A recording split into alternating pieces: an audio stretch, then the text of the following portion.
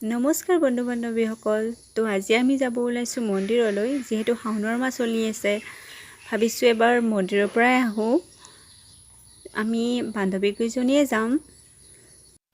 এনেও মন্দিৰ হওক বা ধৰ্মীয় অনুষ্ঠানবোৰ দৰ্শন কৰি ভালেই লাগে, আমাৰ মনবোৰ মুকলি হয়।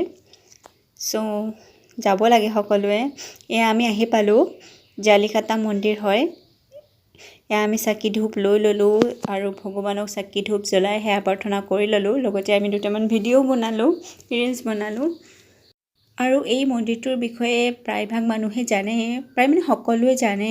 এইটো পাঠশালাৰ পৰা 10 কিলোমিটাৰমান আঁতৰত হ'ব, জালিকাটা মন্দিৰ হয়। আৰু ইয়াৰ মেইন বিশেষত্ব হৈছে এই গছডাল। মই কৈ আছোঁ এই গছডালৰ কথা। আৰু লগতে আমি আহিয়ে এয়া মন্দিৰৰ ওচৰতে এয়া গামোচা বান্ধি থৈছোঁ, মানে সকলোৱে বান্ধে, মনোকামনা পূৰ্ণ হয় বুলি কয়। আমিও বান্ধিলোঁ।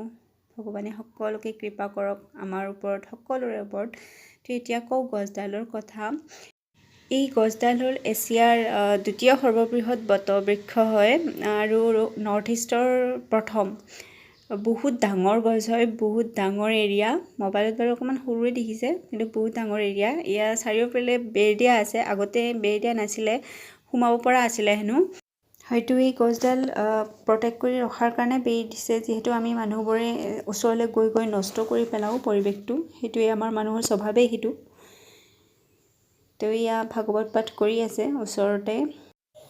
তো আমিও প্ৰসাদ খাই ল'লোঁ। আৰু এয়া হাতত পুৰোহিত এজনে ৰছী বান্ধি দি আছিলে, তো আমিও বান্ধি ল'লোঁ। ভাল লাগে।